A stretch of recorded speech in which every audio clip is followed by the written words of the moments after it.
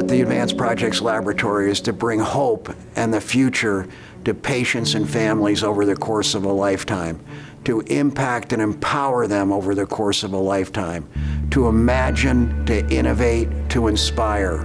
This particular case of Roy is a very complicated and difficult case. He has a potentially lethal cancer, osteogenic sarcoma, and it was located in an area where we generally don't go very often.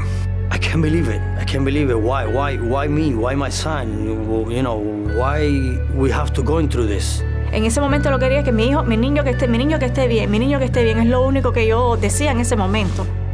The worst diagnosis a parent can hear is the diagnosis of inoperable or untreatable.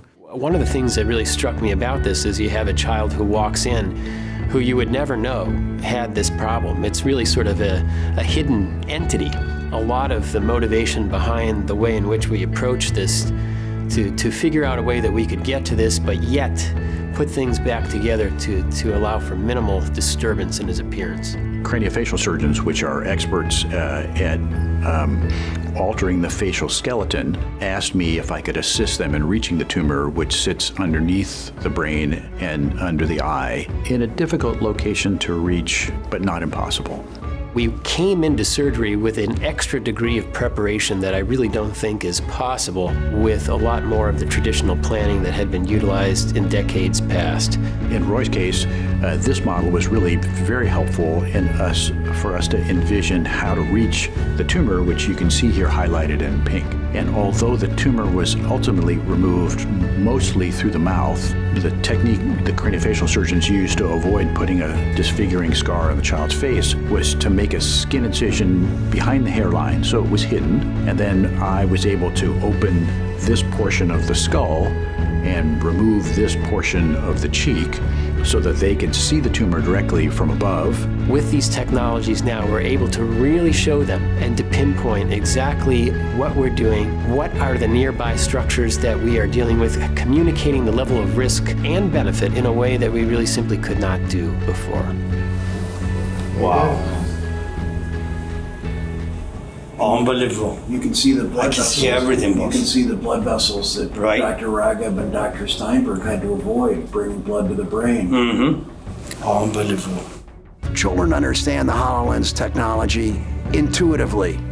You put the HoloLens on their head, turn it on, and when they see the 3D model, they just reach out and grab it and start manipulating it as if they were really touching it.